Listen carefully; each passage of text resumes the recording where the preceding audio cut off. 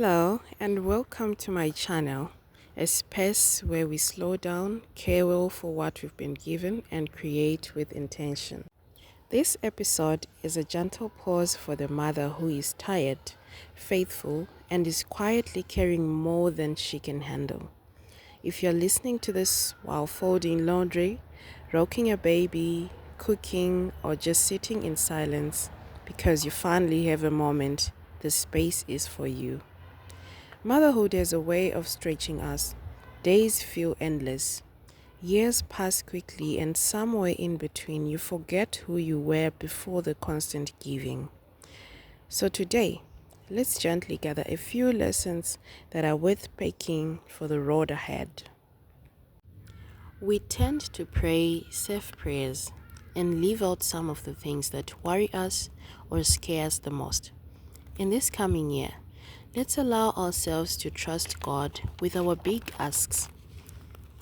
Beginning of this year, I prayed a very unrealistic prayer and just left the outcome to God and even forgot about it. I tried to make things happen with my own ways, but I ended up getting bent out and ended up just leaving it.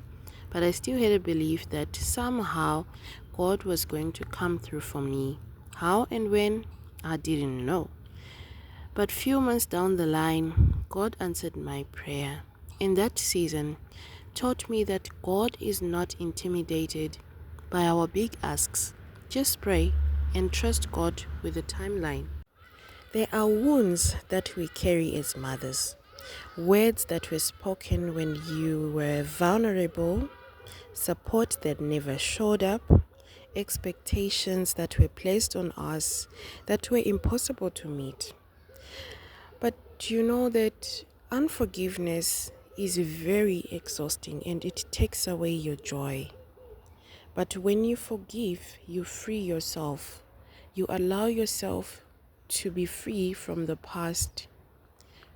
You free yourself from always carrying what other people may have done to you. Forgiveness does not mean that you are excusing the harm, but you are allowing yourself to not let the past keep charging rent in your future. So in 2026, let's choose peace and forgive, not because those who hurt us deserve it, but because you deserve a full and unburdened life. Fear can show up disguised as "I'll do it later," "now is not the right time," or maybe when things calm down. But things really calm down on their own. There is something that God placed in you that motherhood did not erase. A calling, a curiosity that keeps on returning. In this coming year, maybe just allow yourself to take some small steps towards what you find yourself drawn to. I've done a video before this one where I've talked about how we have to steward our skills by investing time into them, by building that skill, building into that curiosity that you have, and possibly serve others with your skill. And it can be scary, but just do it scared. Just start.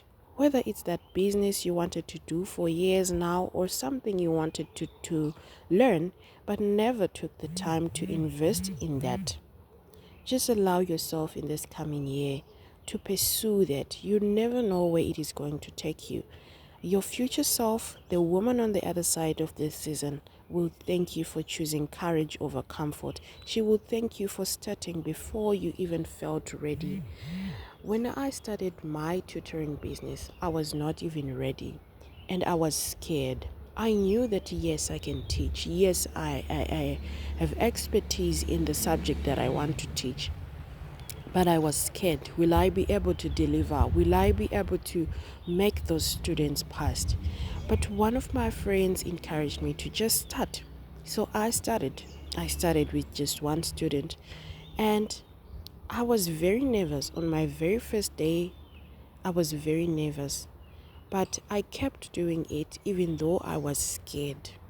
And up to this day, it's been 3 years now doing the tutoring business, and I can't thank myself enough because it is a business that has opened doors that would have never opened sat on that if I just sat on that dream. And this was a was a dream that was always coming back to me for years. I wanted to be a tutor, but I just didn't have the courage. And finally, I got the courage and I did it.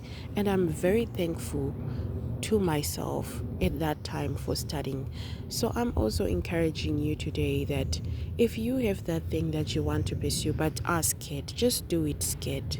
Do it. It doesn't matter how cringe it can be the first time, but after some years, you will definitely thank yourself. During the course of this year, I've faced some challenges in my personal life, and the seasons where I've been facing these challenges have taught me that some seasons really do feel so unfair, while others feel so heavy without any explanation. But I want you to know this: nothing is random when it comes to God. Romans 8, verse 28 tells us that, and we know that for those who love God, all things work together for good, for those who are called according to his purpose. This verse shows us that for those that love God, all things work together for their good. And who are they that love God? Remember what Jesus said in John 14, verse 15.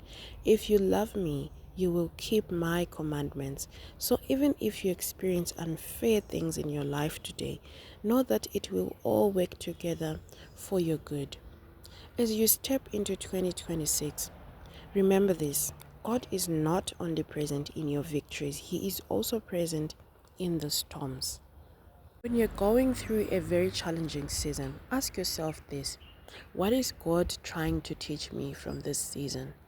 Because many a times you will realize that we will face the same challenges as long as we do not learn what God is trying to teach us. So try to really look hard into the situation that you're facing and see what is it that God is trying to bring to my attention.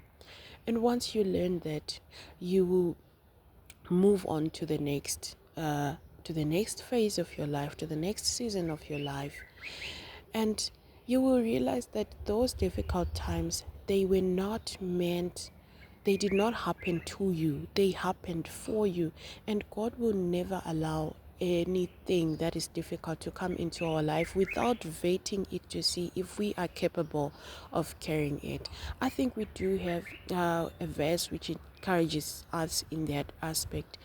It should be First Corinthians 10:13. I'll have to check properly, but it tells us that God will not allow any kind of temptation to come to us which without preparing a way out for us to escape. He will serve, he will vet, he will do a full x-ray to look at whatever that is about to come into your life to see, are you able to carry this? And trust me, God trusts you with whatever challenging situation that you're facing. And you never know, there is somebody who is watching you, there is somebody who is watching, a family member, anybody, a friend who is watching how you're carrying yourself through that season of your life, and they are learning something. So if you keep on trusting in God, holding on to God, and trust that he will give you an expected end, then you know that when you come out of that storm, you are going to be